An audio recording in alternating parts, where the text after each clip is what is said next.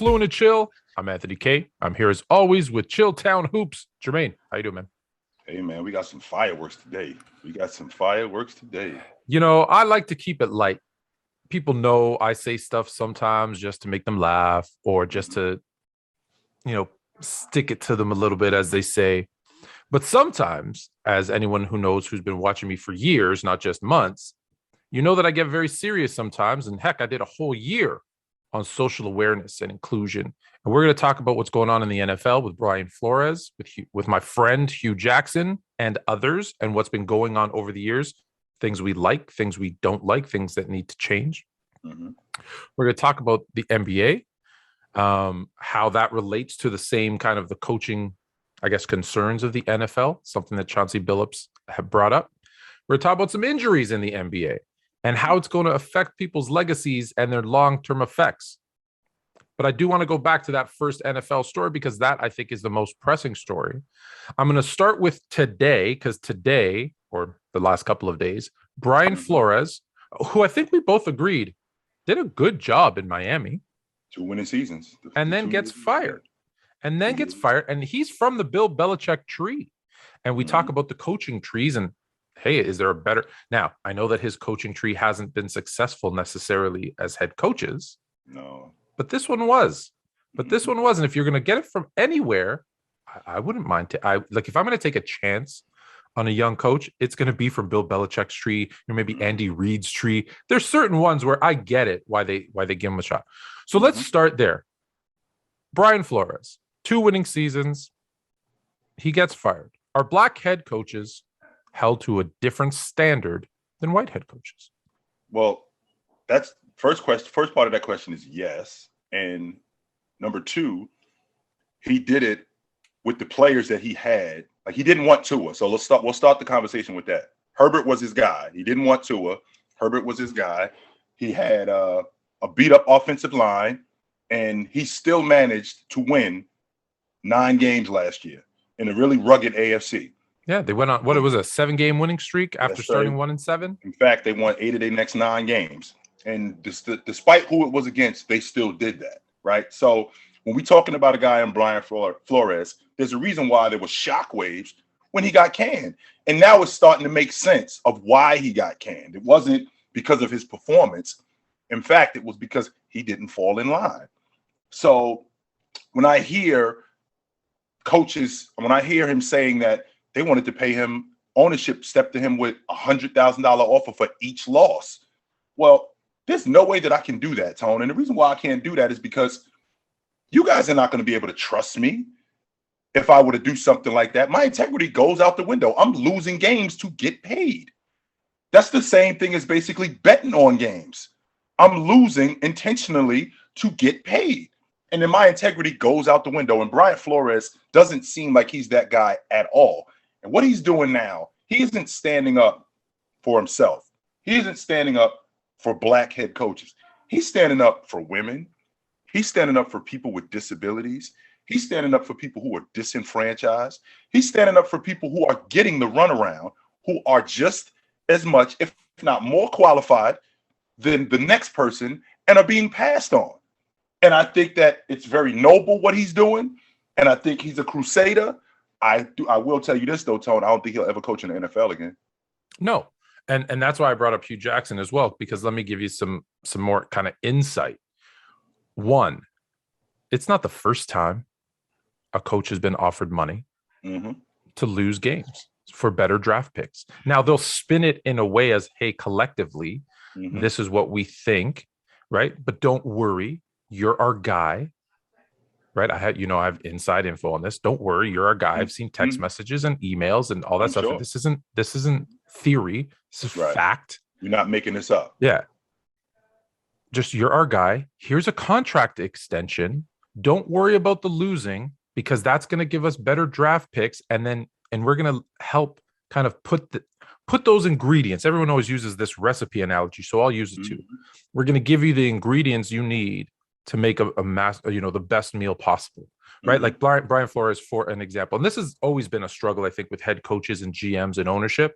They use the term, let's collaborate on a roster, but it's not. the GM and owner say, here's our guys, your job is to coach them. But let's be honest. If I said, hey Jay, I want you to make me dinner. I know you're vegan, but here's the ingredients I want you to cook with. Make me something good. And you're like, I don't know what to do with these with this stuff. It's meat. It's Greek food right here. Make me a Greek dish. You'd be like, I don't know what to do with that. As good as a cook as I may be, I don't know what to do. And I'm gonna pay you an extra input. And I'm gonna pay you, Jay. I'm gonna pay you an extra $1,000 to eat it. And don't even worry about it. Yeah, don't even worry about it. Just you make it and I'll pay you extra if you. That's not okay. No, right? Like it's not okay. It doesn't work.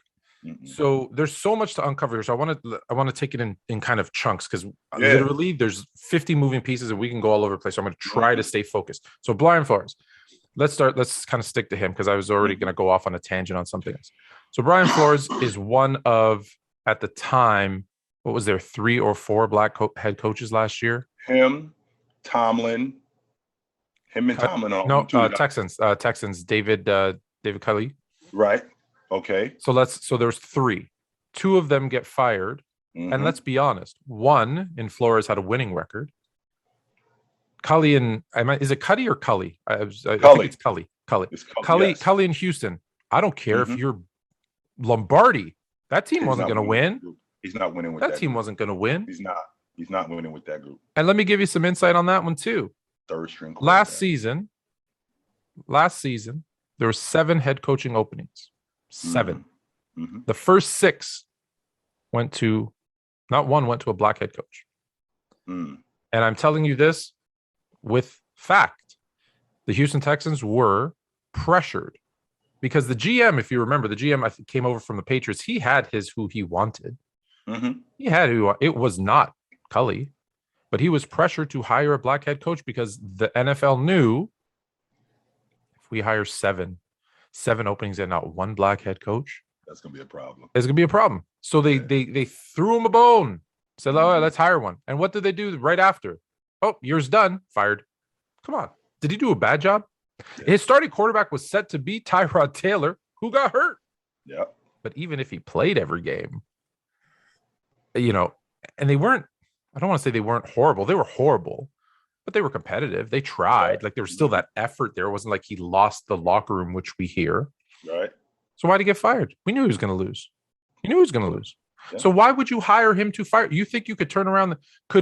I don't care. Could Bill Belichick go to Houston last year with that roster, with those quarterbacks, with that defense, and have a winning season? I don't think so. No, don't lie. Don't lie. No. Don't say you don't think so. You know so. He couldn't. No. I'm sorry. I'm going to call you out and say, no, he couldn't. I don't think would they fire him after 1 year? No, they would not have fired him after 1 year. Well, they wouldn't. They say, hey, we get it. We got to build up the roster, use our draft picks, all this kind of stuff. Well, Tone, you got to remember what we're talking about here. We're talking about saving face. I have to do this just to say that I did it. And now that covers my tracks. And once I've done it, anything that happens after that, that could just go out the window. Prime example, I'm thinking about his name, Tone, and his name escapes me. He gets the job the 1 year in Arizona, and they take Josh Rosen, who they know isn't the guy, and that completely goes the other way.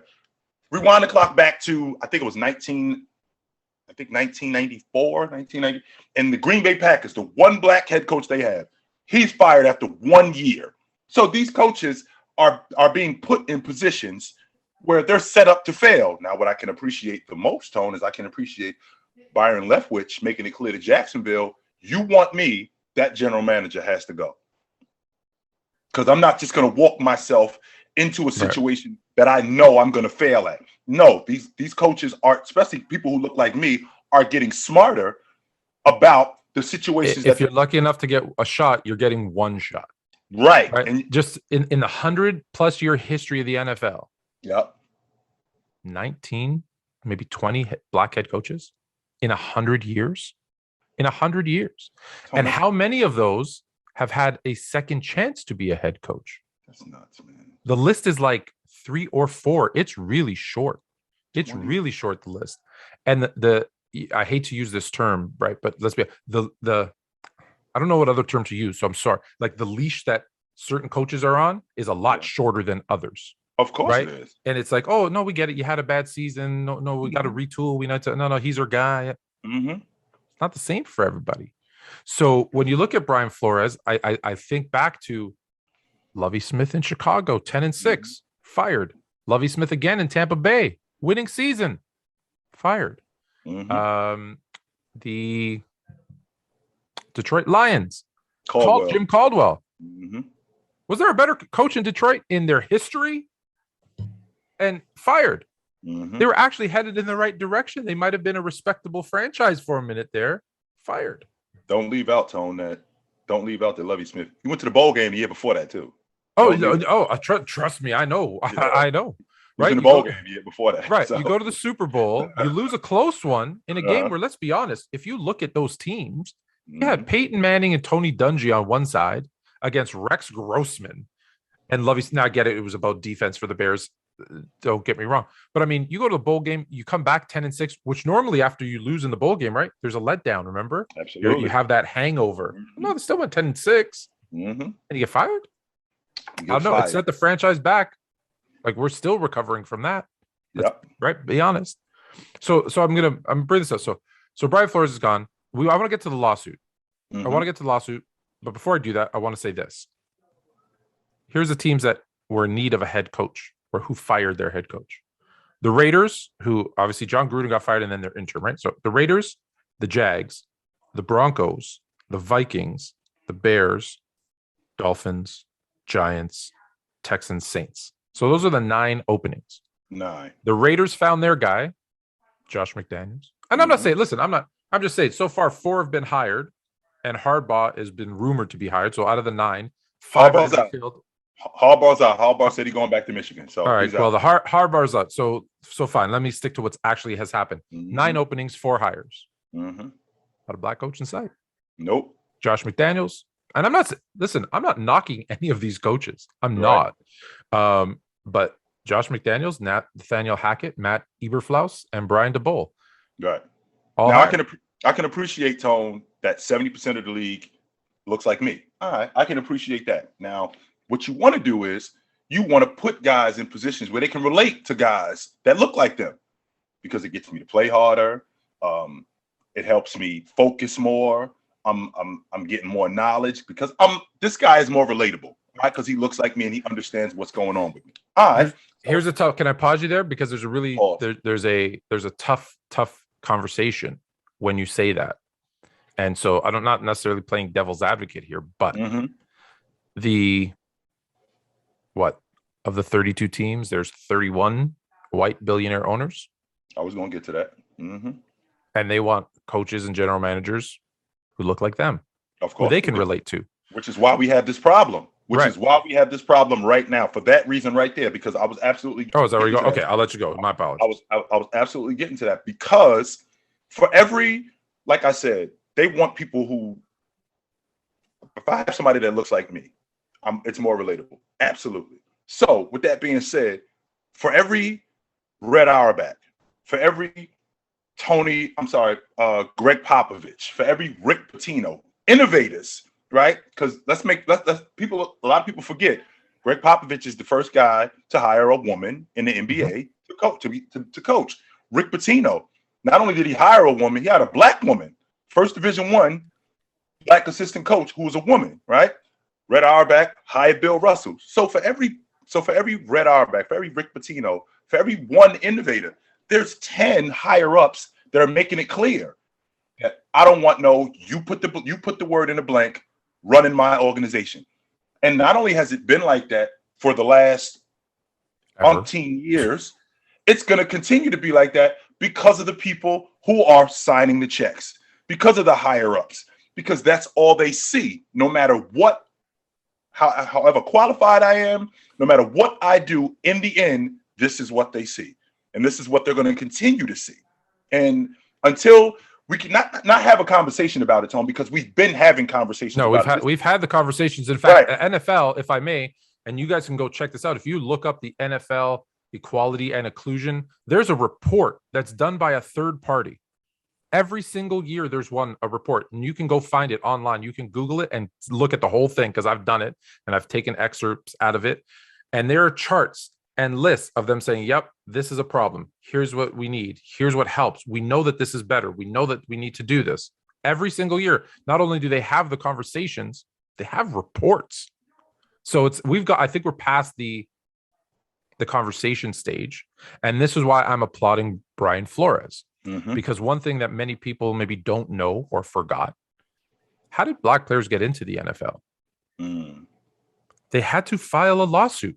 It's literally had to be mandated by, like, there needed to be a law, like legal verbiage written, right? Action taken to allow black players just to play in the NFL. That wasn't that long ago. Right. Like, we think like it was a million years ago. It wasn't that long ago. Right.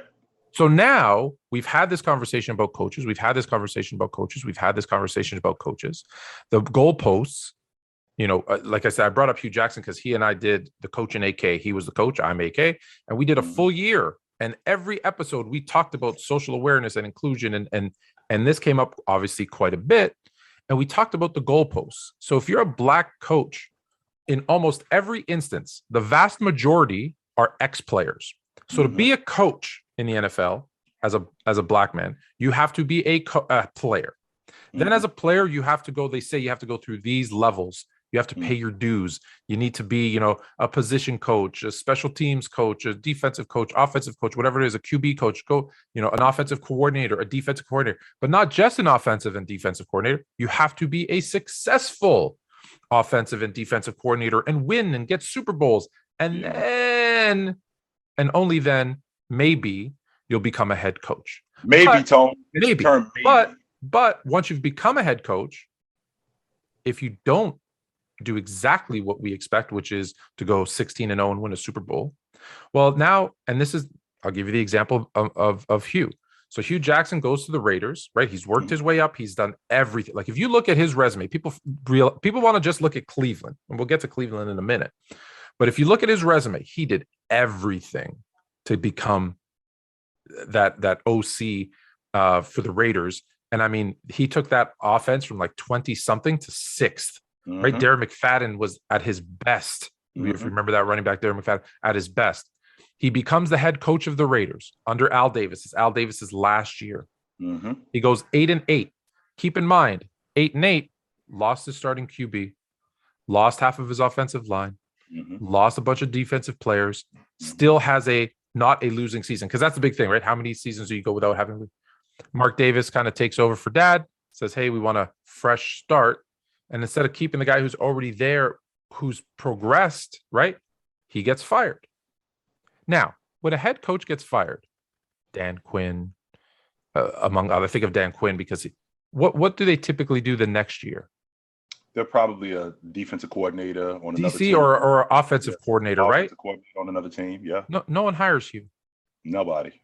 He has to go back to being, I think Marvin Lewis says, hey, come be who I don't even remember, like a special.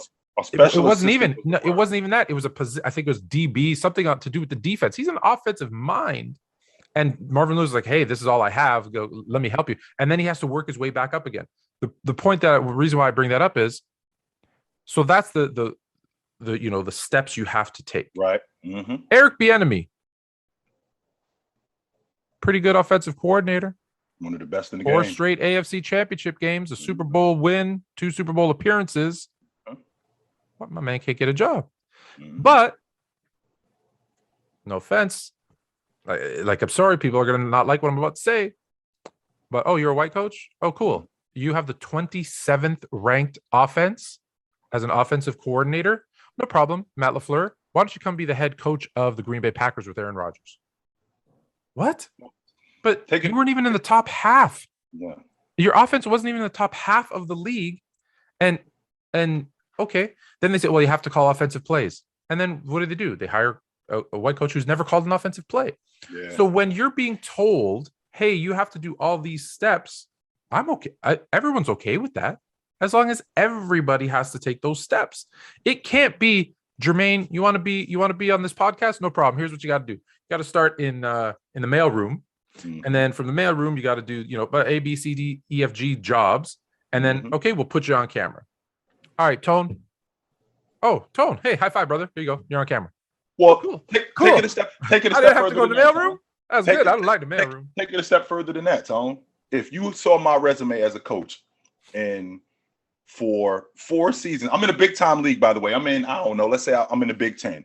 And in the Big Ten, my resume as a coach, the last half of the season, I go 5-6, 6-6, 4-7, 5-6.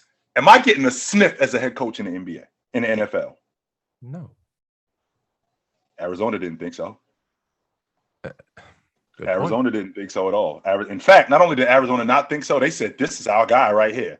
I am certain if that's my coaching resume, if I'm in the ACC, if I'm at North Carolina, and I'm the head coach in North Carolina in the last 4 years of my career, the last 4 years of my tenure at North Carolina, I went 4-6 on the second half of the season, 5-8, 4-7, and 5-6.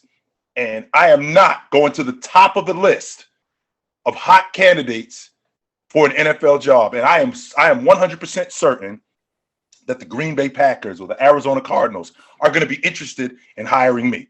Absolutely not. But when I think about what Brian Flores is doing, he's standing up, like I said, Tone, for the disenfranchised people. The Rooney Rule, and I don't know if we're going to get to this, but we are. It's a good segue. Go ahead. When we talk about the Rooney Rule, so let me make sure I'm understanding this, Tone. I don't have to hire you. All you're saying is that I have to talk to you. That's all I have to do. I don't have a problem doing that because you're not the girl that I want to go with anyway. I just got to go on a date with you. You ain't really the girl. I don't.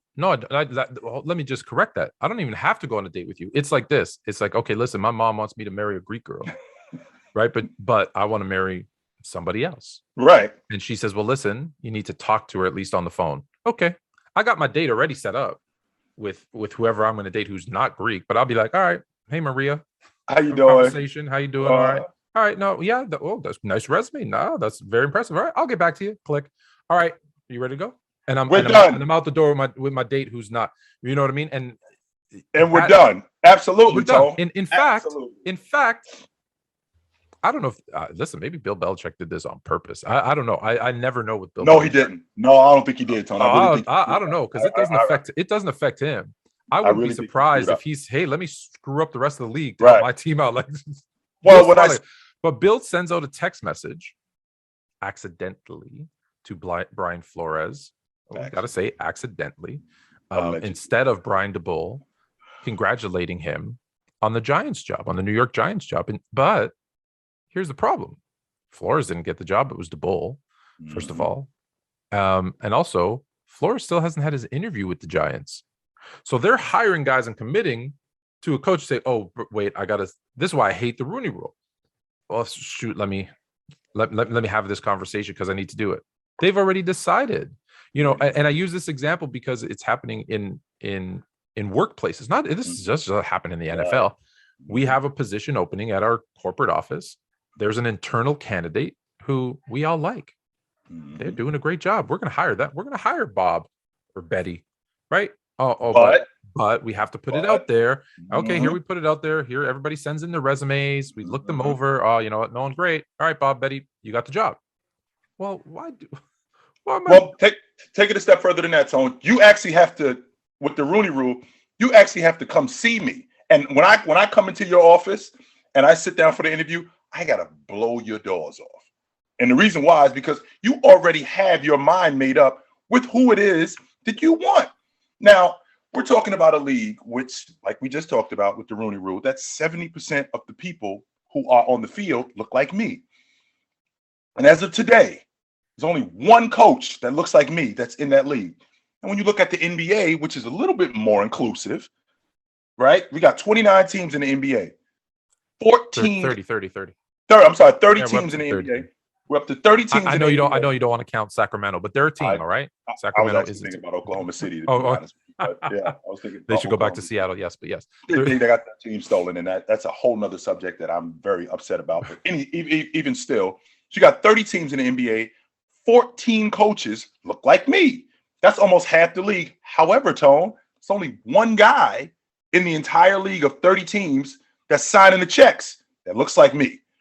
So there is some forward progress in the NBA. Yeah. And the reason why is because I think basketball is looked at a little bit different. Basketball is a city game. basketball is an inner city game, even though it did start in Canada. But No, basketball it started in Massachusetts, Canadian, but yeah, we were going back a little bit. But it started with the Canadian. Let me rephrase that. It didn't yeah. start in Canada. It started with the Canadian. But with that being said, it's a city game. If you think about football started. It's a white man sport, and it was almost, even though it's a gladiator sport, it was almost a class thing where guys showed up in suits and hats, and the owners were who they were. And we're talking about in the 20s where Black people were not included in this at all, and there wasn't side show. When I say side shows, Tone, it wasn't like with basketball where you could go to Harlem and there were guys playing. Right. In football, it was just these guys playing, and that's it. So we didn't know that there were guys in New York City. We didn't know that there were guys in North Carolina or Alabama who ran a 4.2 or 4.5 40. We didn't know that because all we knew were these guys here. I say that to say that football has always been this kind of atmosphere. And because it's always been this kind of atmosphere, it hasn't been changed because of the higher ups. Now, I'm gonna say there's one other reason it hasn't changed. And like you just mentioned, Tone, we've had conversations about this. One thing that's been made clear, we're not going to shut up about this. So let's make 100% clear. We are not going to be quiet about this. This is something that's going to continue to go on. I hope that we see something different from Brian Flores, but I'll be honest with you, Tone, the question that I need answered, the $1 million question, what are you going to do about it? What is actually going to happen here? So I'm going to say, you mentioned it's always kind of been this way, but the other problem is it's become America's game, right? Baseball was the pastime, but they did a survey recently where it was like 44% said baseball and 43% said football. Yeah. Like it's taken over. And if you look at the money, the viewership, well, people are paying. They're going to watch the games in droves. So why change? Why change if I'm making money? And that's going to be that's the biggest thing. That's the biggest problem. Mm-hmm. And that's why nothing's changing again. And it's because no one's pushing hard enough. Right? Like I think back to, and I hate to keep bringing him up, but I think back to Hue. And Hue Jackson and I every single week talked about it, and people said, yeah, but you sucked in Cleveland. Well, no, it doesn't matter. It doesn't matter if he sucked in Cleveland. It doesn't matter if the team lost, if he won in 31. That's all you want to focus on because that makes you sleep better at night, especially Cleveland fans. Like he was the problem, but he wasn't the problem. He's one of the best offensive coordinators with the Raiders. He goes to Cleveland and Cincinnati. He's the offensive coach of the year. Right. Which is why Cleveland wanted him. And with all of this stuff being said, Tone, everything that you're telling us, there should be some credibility with this guy. Is that correct? There should be 100%. There should be some credibility with him. Meanwhile, he's telling us this guy Baker Mayfield isn't it. He's telling us that. The whole time he's telling us this guy isn't it. We're not listening to him. Not only are we not listening to him, matter of fact, you're fired. You are the problem. When in reality, he's had a history. He was right. And the reason why he was right is because he's got a history of knowing players. I know that this guy. Can I interrupt you to tell you something else? I got to tell you something else.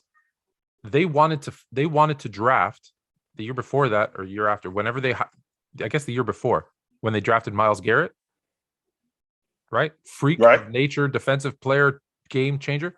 They wanted Mitch Trubisky. He almost had to. He had to yell and scream and claw and fight and be like, "You are not. I'm not. That's not the guy." And again, he'll tell you, no disrespect to Mitch, but as we know, he's not a starting quarterback in this league. We're not wasting a first overall or whatever it was pick.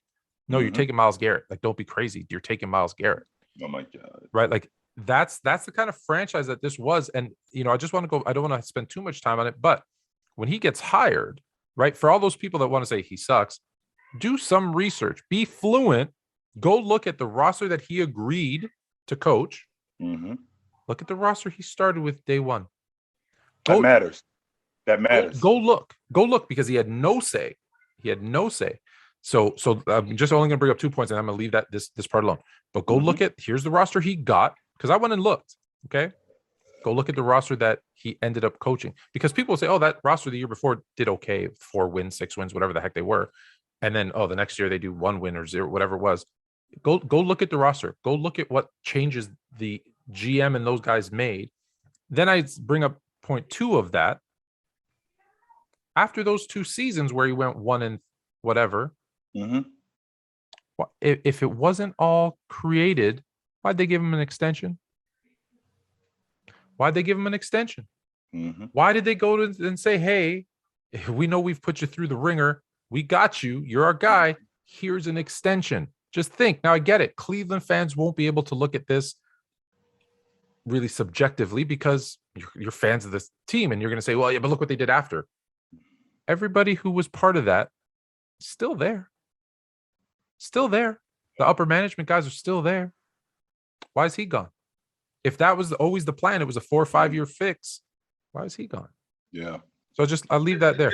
Just another example, Tone, and to get back on what we talked about with Brian Flores, we're talking about a guy like you just talked about with Bill Belichick mistakenly texting him to tell him that, congratulations on the job. Wait a minute, I haven't even been interviewed yet. So this is the kind of nonsense that I have to put up with. Add that to, he goes to interview with the Broncos, who he tells us that he goes to interview with the Broncos, who he tells us that not only do they show up an hour late, they were allegedly sauced. You guys have no intentions in taking me. You guys do not take me seriously. They wanted Vic Fangio. They were hiring Vic Fangio. They were checking a box. And this is why. So that's a good transition to the Rooney Rule. This is why the Rooney Rule sucks. Because the Rooney Rule basically states, well, you have to check this box to appease the league. Right. Well, that's not. I'm a billionaire owner. I'll check the box. I'm going to hire whoever I want to hire. Right. You haven't made there's no reason why anything would change with the Rooney Rule. Right. The other part of the Rooney Rule that I find interesting, and I'm not calling out maybe I am calling out Mike Tomlin. To get more head coaches into the league, you have to have more black offensive coordinators and defensive coordinators. In Mike Tomlin's tenure, it's quiz time. How many black offensive or defensive coordinators has it had? Let's see. He had Joey Porter. Was he a defensive coordinator or an offensive coordinator? He was a defense. He worked with the linebackers. Oh, you mean a DC? Okay, you mean DC, OC. Just the two highest positions. Okay, you mean a DC and an OC? Oh, none. None is the correct answer. Zero. So now I get it.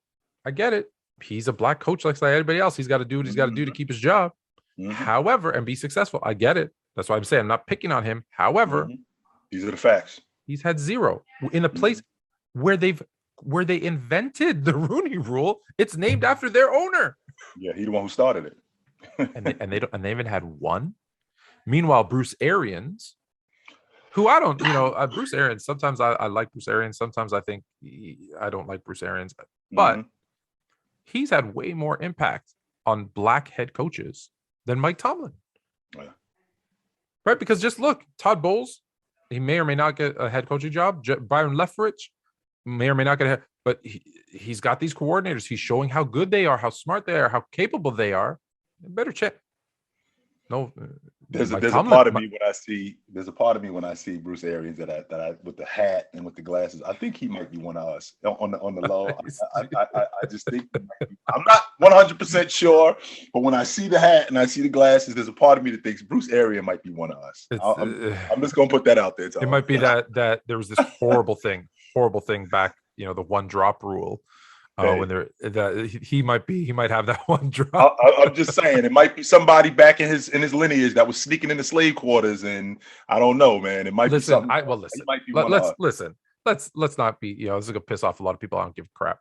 Listen, we all descended from Africa. Let's be honest. Come on, it's not a question anymore. You believe in science, unless you don't believe in science. And listen, I'm Greek. Trust me, Greek. You may or may not. You're a history buff, so you probably know this. The inner workings of a pyramid. Do you know what they resemble? That's famous in Greece. I don't. The Acropolis. All the pillars. You've seen that. Yes. The Acropolis. Well, that's the inside of it. That's just the inside of a pyramid. So if you don't think, and I know this, Egyptians were coming over to help collaborate. And where did the Egyptians? They're North Africa. You don't think they kind of Yeah. came up from South Africa, not the country South Africa, it's like the southern part of Africa. So if you don't think all that stuff was coming up and all that stuff wasn't going down, you're crazy. Like you just don't want to see the truth. So that's maybe a conversation for another day. So let's just recap. So Brian DeBoll gets fired. Who is Brian DeBoll, Tone? Not Brian DeBoll, excuse me. Brian Flores. See, I did the same thing. I did the same thing that Bill Belichick just did. Since we on that subject, who is Brian DeBoll, Tone? Do you have any idea who this guy is? Because I have none. Maybe you can educate me on who Brian DeBoll is. He's the head coach of the New York Giants. I do know that part. I'm not in the dark about that. But what else do we know about this guy? Bills. What was he? The Bills defensive coordinator or offensive coordinator? Offensive coordinator for the Bills. He was the OC in Buffalo. OC in Buffalo. Mm-hmm. Did a good job with Josh Allen and Stephon Diggs, and had a pretty good. So that's where they got him from. The offensive coordinator for the Buffalo Bills. This is in New York Giants. This is the same organization within the 96-year history of the New York Giants. How many black quarterbacks have they had? The 96-year history of the New York Giants. How many black head coaches have they had? So I'm just trying to make sense of who I know who DeBoll is now, but no, I know what you mean. But you know what? You want to have a laugh? So the Giants obviously have had 4 or 5 head coaches in the last 6-7 years, whatever. Like they've been. It's like a turnstile over there. Yes. Don't look at the names. Just look at the pictures of all of them. They're the same person. They all look alike. They're all the same person. They're all the same person. I said this before they hired DeBoll. I just added him to the list. They're all the same person. They all look alike. Yeah. So that's so let me So back to Flores. So Flores lawsuit. It's long overdue. I know that there's rumors. I can't confirm or deny that I know this. That Hue Jackson is speaking with the lawyers of Flores to jump on that because he's got evidence as well. I can't confirm or deny that. But I think that's important. I think other head coaches. Look, here's the problem. The only head coaches. So Flores is doing it, and I commend him on it because you're right. He's never going to get a head coaching job again. Hue Jackson has been blackballed. He's never going to coach in the NFL again. He's at Grambling State, nice, with the HBCU, and so he's got nothing to lose. It's going to take people who either have nothing to lose, like Hue, or that are willing to lose it all, like Flores, to make a change. It's also going to take, listen, this isn't a black thing. This is not a black thing. I'm going to tell you, I get it. We're talking about black head coach, but it's not a black thing. It is an everybody thing. And so it's going to take, white coaches, white GMs, owners, whatever. It's going to take everybody to come in and change this and fix this. But it starts with these 2 guys, and hopefully they don't just kind of try to sweep them under the rug, because I'm telling you, I've seen proof. I've seen evidence that this stuff has happened. And so I think it's about time it comes to the light. And you know what scares me, and so I'll end it with this. For me, what scares me is it could kill the NFL, and that would suck because I love football, right? So it's like this is where I think the catch-22 comes in, is, hey, we understand that changes need to be made, but at what cost? And that's why I think it's taken so long, because okay, let's change it, and now the NFL goes kaput. Well, I'm even struggling to say it, right? That's the downside of it, right? So you can't let that happen. It needs to be fixed and corrected. But sorry, I did want to mention one thing. So I was mentioning about the coaches. So black coaches have to go through all these things, white coaches don't. There's the stat, again, if you go to the NFL Inclusion and Equality report, they show you it's like 70-80% of head coaches who are black have been players and gone through the set. And then there's it's less than half of the white coaches have been players and gone through all the steps. So I'll give a white coach a chance. She's like, yeah, come on, let's do it. But I won't do the same. So that's an interesting part that, that needs to change. And listen, it goes, black quarterbacks went through it. You can be a black quarterback. You could be a wide receiver. Still going through it. So there's a lot of opportunity to change. And so I hope that we do that. The last thing, because we were talking about the Rooney Rule, Chauncey Billups came out and he kind of mentioned your thing that the NBA is light years ahead. They weren't always light years ahead. Let's be clear. There was a time, like if you look at the NBAs, there's been some ebbs and flows with head coaches. But right now, I think you said 14, 12, 13, 14. It's been almost half of the head coaches So I think they are light years ahead. Chauncey Billups came out and kind of said the Rooney Rule's stupid. I think we all agree that it's bad. What I'd like to see now is for whether it's the Rooneys, whether it's the NBA, Adam Silver, whether it's, all these people, including us, who complain about the Rooney Rules being garbage. What's the solution? So I say this to everybody all the time. It's easy to say, here's all the problems. So easy, right? You see guys, the news does it all the time. Well, especially when you're talking political news, the left and the right, right? The left or the right, both of them. The other side is doing all these things wrong. Great. What's the solution? Right. Right? It's easy. That's exactly it's easy to say all the problems. I want to hear solutions with it. So I think that's kind of the challenge that is next. Is we know that the Rooney Rule does not work. How do we fix it? Well, you have to ask the $1 million question, like I just asked you, Tone. Like, what are we going to do about this? Well, I don't think that there's much that we can do about it. Which, when I think about ownership, because like I told you, Tone, for every Rick Pitino, for every Red Auerbach, for every Greg Popovich, there are 10 higher ups there are 10 higher ups that are 10, 20, 30 higher ups. And I know that people hate to hear this, but this is a fact. There are people in the front office, not just in professional sports. There are people in the front offices in corporate America, in every walk of life. I am not hiring a fill in the blank to run our organization. There are people who feel like that to this day. And that's why this thing, we talk about change. I don't think that this Brian Flores situation I don't think it's going to go away. But when we talk about it being astronomical, because look at the same thing with Donald Sterling. Donald Sterling was the epitome of a racist.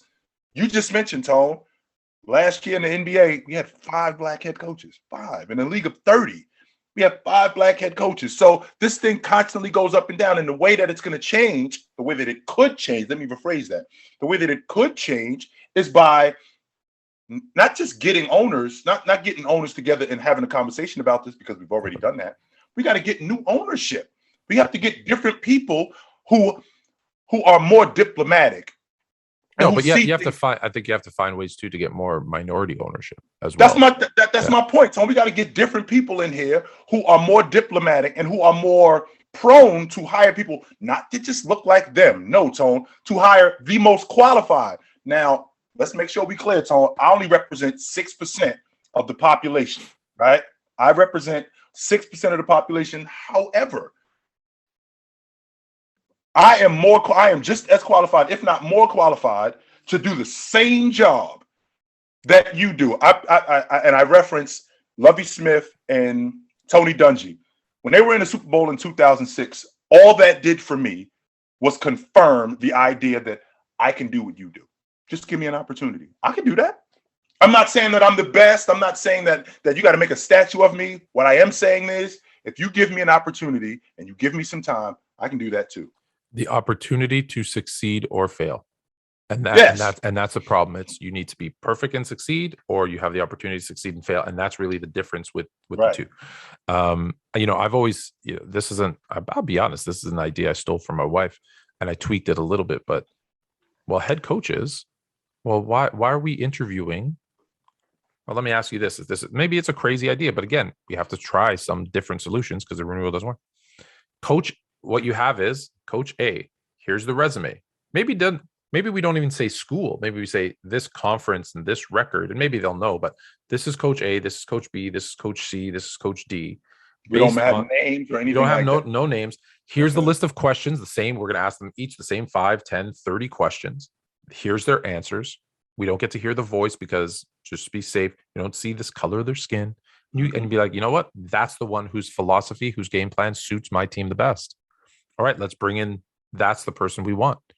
And that's an option. Now, some people say, well, I want to see, the look in their eye and the smile. Why? Why? Why. Or maybe it's in connection with this. I say, well, why isn't there, maybe we do this for CEO jobs, a third-party consulting company who works with the NFL and the team owner to identify and bring in the top candidates that suit their needs. They do all the preliminary stuff because hopefully they're not going to do it based on color. And now here you're going to have the best candidates. And it might be 2 black coaches. It might be 2 white coaches. Right. I don't know. Right. But now it's less about hey, is this a person that I want to go out and drink a beer with? And more about what should matter, which is, can they lead my football team? Yeah, Can they make which my young men into professional men?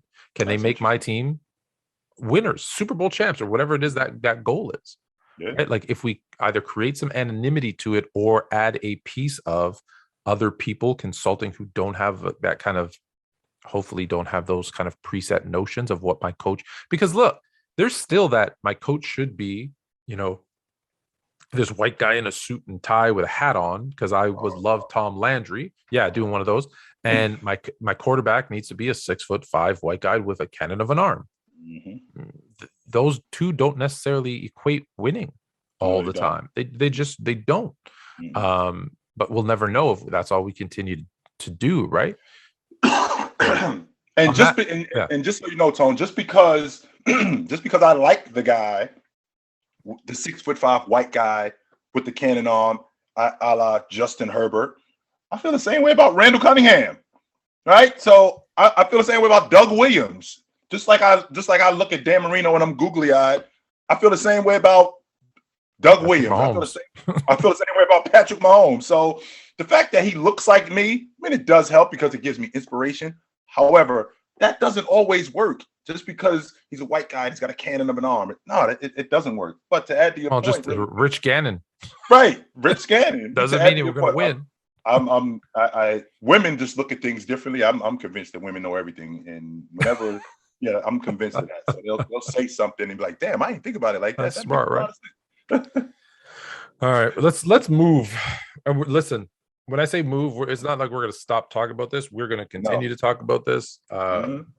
You know, I'm gonna actually play some of the clips from my years with Hue Mhm. Jackson because it's so funny. I look back, I'm like, this was like 2 years ago, a year ago, maybe a year ago, that he and I were having these conversations every week on camera, Mhm. and nothing's changed. It's to say, like, no one would know. I'm going to post the clip. No one will know that it wasn't today. But I am going to have him back on, Yeah.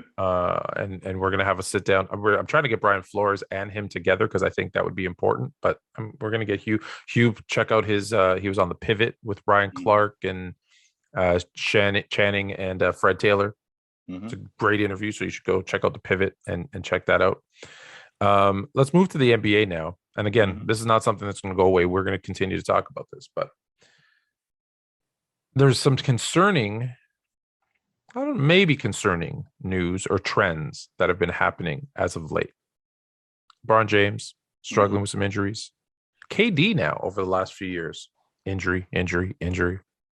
He's injured again. Are we seeing the beginning of the end of KD due to injuries, or is it just he's still recovering from the major one he had? Like, should we be concerned? I think so, Tom. Well, to start with James, James has the knee injury right now, and he's got some inflammation in his knee. His knee is swelling up. Earlier this season, he had a back injury, I thought, didn't and he have the abdominal? yeah, an abdominal and a back injury. And it's been widely publicized. James spends over $1 million a year on his body. But the thing that we have to accept is, and a lot of people don't want to come to terms with this, James is getting old, Tom. James is getting old. And we've seen him play at such a high level for such a long time that we expect this to just continue. And we haven't really seen a decline. We haven't seen him slow down. And these injuries are an indication that, James isn't going to play forever. At some point, it's going to happen. Well, I see the same thing going on with KD. A lot of people look at KD's situation with damn, Jay, he only 33 years old. KD got 15 years in the league. He's got a lot of miles on him. And not only does he have a lot of miles on him, Tone, taller guys, we're talking about a 6'10" guy who's thin and lanky. Now, with that being said, he's more prone to break down as he's getting older. So we had the Achilles injury in 19, right? He missed the whole 19-20 season. The 2021 season, he has the hamstring issue. He's out half the season.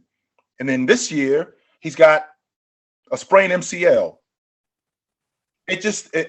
When I see these things, I start to think about the man behind you, Brian.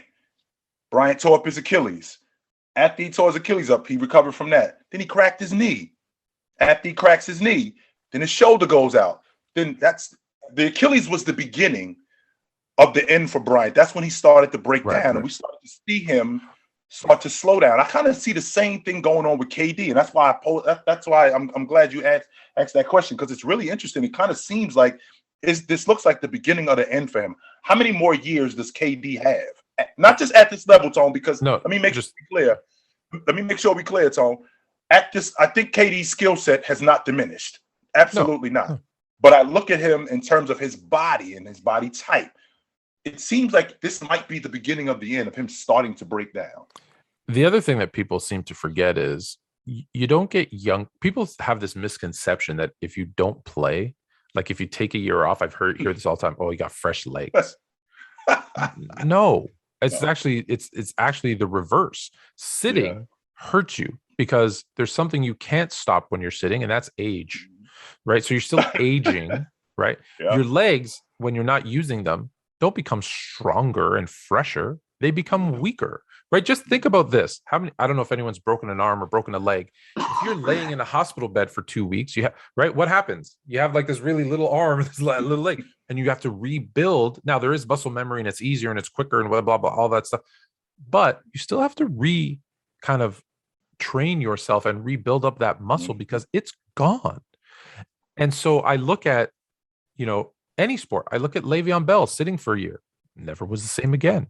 That didn't help him. KD, the fact that KD came back from that Achilles and was as good, if not better, that's a testament to his skill, but his body's going to start to break down. People always bring up Jordan. They're like, well, he retired for a year and a half. Well, he played baseball, but it's different muscles that you're using. And then he retired again for 3 years and he came back at 38, 39 years old. Guess what? Oh, and then he got hurt. I'm not surprised he got hurt. Your body ages, and there's one person who's undefeated. That's Father Time. No one beats him. Even LeBron. Like, we look at LeBron, it's interesting. We look at LeBron. We look at Tom Brady. I used to say I look at Nolan Ryan, right? And we want to make them the norm. Well, look at these players who've played into their late 30s, into their 40s, and they're still – that's the exception. There's a reason – right? There's a reason only one person did it. That's not the norm. People are not going to play at this level of LeBron James. Now, we have to give credit to LeBron James for being able to do that. Some of that is that $1 million he spends. Some of that is genetics. He's just that's him. That's people. That's not the norm. We're not going to be now we are playing longer. There's more people are taking care of their bodies and they're playing long, but it doesn't guarantee, Christian McCaffrey takes great care of his body. Look at him. He looks like a Greek sculpture, but he's always hurt, right? He's always hurt. So it doesn't necessarily equate to longevity. So just keep that in mind. And I think, that's why I give credit. I always say this, I give credit to some of the, people always say I'm an old head, but I give credit to some of these older guys who were like drinking and smoking and partying and still being able to perform. I keep telling people that's impressive. That is impressive. So when I look at guys like Jabbar, like you just said, to piggyback off what you just said, Tone, in terms of longevity, Jabbar in year 19, that was 1988. He was averaging 14 a game. In year 20, which was 1989, Jabbar was 10-6. He was 42 years old, right? Now, 42 is not old in society, but in the NBA, you are ancient, okay? Yes. You're a dinosaur at 42 years old. There's no way. 42 in the NBA is just as bad as 40 plus on TikTok. But here's the thing, Tom. We knew, so we're not that bad as opposed to a guy who we haven't been on TikTok. I've been doing it for 20 years. Right, we haven't been on TikTok for 20 years, so we don't have that many miles on us. We just got started, So when you look at a guy like James, there's a reason why guys like him come around every Haley's comment, because they're rare. They are the exception. These are guys who I'm not going to say that there won't be another Jordan, there won't be another James. I just don't think I'm going to be allowed to see it. That's all, because we got guys like this who do these certain things with their body, the kind of athletes that they are, where it's just not normal. Tom Brady is 44 years old. Tom, can you imagine at 44 years old getting up and going to football practice every day? I have a hard time coming in here to just record this over my back, You're right. my knee. Going to football practice every day, right? And playing at it, and not just playing. Like Tom wasn't just showing up. I mean, he could very well be the league MVP this year. Yeah. Led the league. He's in the conversation. He's either one or two, right? Right. So we got guys like that are exceptions. I don't think that anybody isn't. I don't think you guys are vain enough to believe that you're going to see guys playing into their 40s regularly and being effective. There's no way you really believe that, because that's not going to happen. No, it's not. And it's kind of the thing that drives me nuts. Mhm. It's, someone does something once, or someone does something for a short period of time, and we want to change the narrative, right? It's like, no, hold on. Matthew Stafford. Yeah, he had a really good season. He's having a great playoffs, but he had 12 where he wasn't. So what's the truth? Right? One good season. Ryan Tannehill. Oh, he was trash in Miami. Had a good season in Tennessee. Oh, now he's a good quarterback. Oh, no, he's not. Now we realize, oh, no, he's not. Baker Mayfield has a good season. Oh, we're going to just skyrocket. No, you can't, just because someone did something once or a couple of times. Jeremy Lin. Is Jeremy Lin the greatest NBA player of all time? Well, for a week, you probably thought he might have been, right? Or however long Lin's sanity, So that's why I always say, you got to look at this and kind of understand. Do you know the likelihood of becoming an NBA player? The odds when you do math. I know I'm a little over analytical with something. The odds of making it to the NBA. You have a better chance of being struck by lightning twice. Not once. Twice. Your odds are better to be struck by lightning twice than making the NBA. So to think that we could then find that next Michael Jordan or LeBron James, who also has the physical gifts and the mental makeup, we forget that part, right? The mental, because anybody has skill. I always say this, Vince Carter had all the skill in the world. Mm-hmm. Who's a better player, Vince Carter or Dwayne Wade? Right. Everybody's going to say Dwayne Wade, everybody. But Vince Carter was way more skilled, way more, light years ahead of him. And more athletic too. Oh yeah, when I say skill and athletic, everything. But who's the better player? So it doesn't. That's why I always say the skill, the athleticism is great to have, but I can't judge someone based on their skill. I can't say Kyrie Irving's a top 10 point guard just because he's a top 10 all-time skilled point guard, because skill's only a piece of it.